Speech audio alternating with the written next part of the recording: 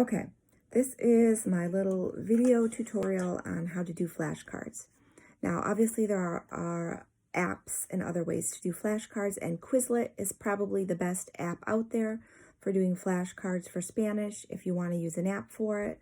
There's a lot of ways to search on Quizlet for Spanish flashcards that are probably already done, and you don't even have to enter the words. There's probably a list of flashcards out there in Spanish for whatever subject you're studying for. You can search by theme. So let's say you're studying grocery store or food items. You can search for that. There's probably a list already. You can study those. And then if you find that you have a list from your teacher and some of those items aren't on the list that you're studying, you can always just make your own flashcards to supplement the ones that aren't on Quizlet. Or if you're studying the ones on Quizlet and you find that there's a couple that you keep getting wrong or keep getting stuck on, then you should definitely make your own for those. There are some studies that suggest that when you write out the words, you learn them better. They stay in your mind more. The process of writing them out helps you remember them. And then in addition, just the process that you use when you're studying your own flashcards is a little bit different. So that can help as well.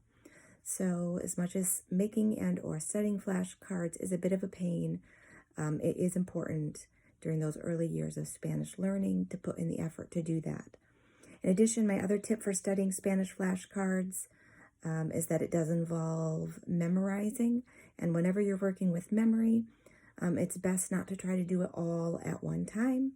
So try to set aside maybe 10 minutes in the beginning of the day, 10 minutes in the afternoon, or 15 minutes every day. Whatever you want to do, but don't try to do like large chunks of time trying to memorize information, because if you do too much time, you're not going to remember it all anyway. And then if you do make your own flashcards, I do have a specific way to do that.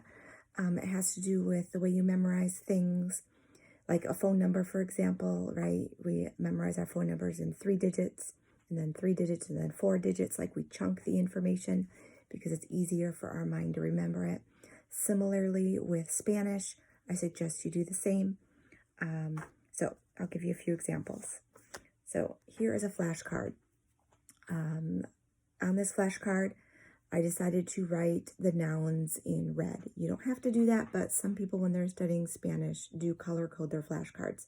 So for my example, I did nouns in red, and I did verbs in blue, and I did adjectives in green. And what's different about these flashcards is I did 2 per note card. Again, trying to get the idea that you don't have to do 1 per note card. Your mind can remember 2. And then the other thing I did is we tend to get stuck when we're memorizing Spanish of either always going from Spanish to English or always going from English to Spanish.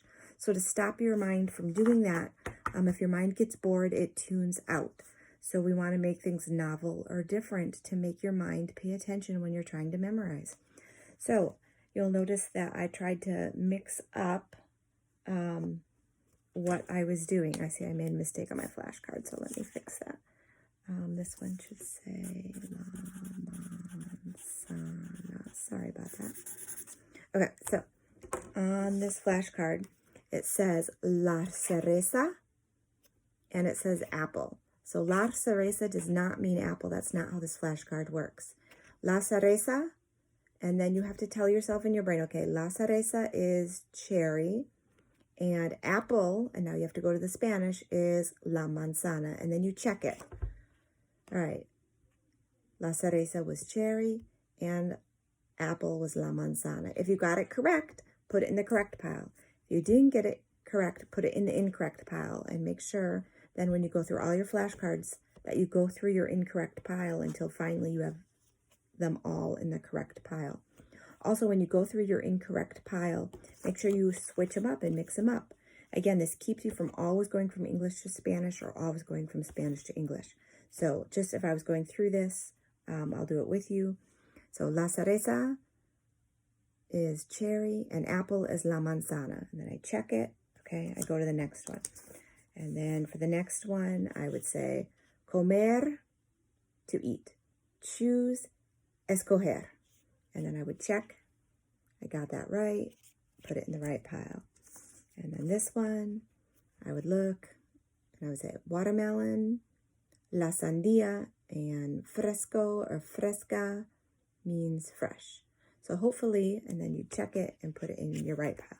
Hopefully that helps you, if you do make your own flashcards, make better use of your time and better use of trying to memorize them so that your brain doesn't get stuck and that you can help remember your words. Thank you.